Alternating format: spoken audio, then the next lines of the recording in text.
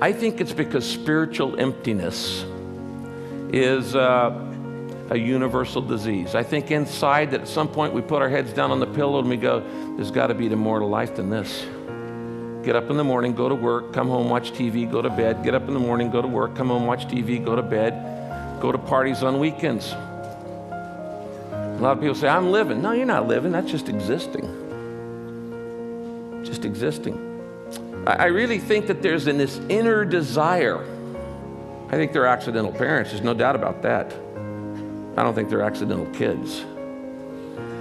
And I think you matter. And I think that the difference between what I call the survival level of living, the success level of living, and the significance level of living is, do you figure out what on earth am I here for? I meet a lot of people who are very smart and say, but why can't I figure out my problems? And I meet a lot of people who are very successful who say, why don't I feel more fulfilled? Why do I feel like a fake? Why do I feel like I've got to pretend that I'm more than I really am? I think that comes down to this issue of meaning, of significance, of purpose. I think it comes down to this issue of, why am I here? What am I here for? Where am I going? These are not religious issues.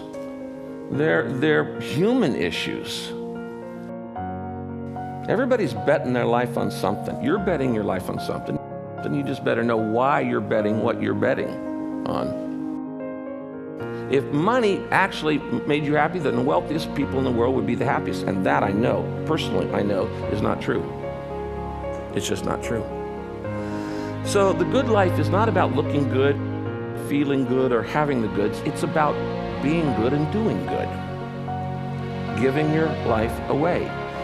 Significance in life doesn't come from status, because you can always find somebody who's got more than you. It doesn't come from sex. It doesn't come from salary. It comes from serving.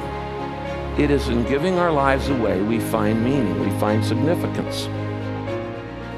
And you are responsible. That's my worldview.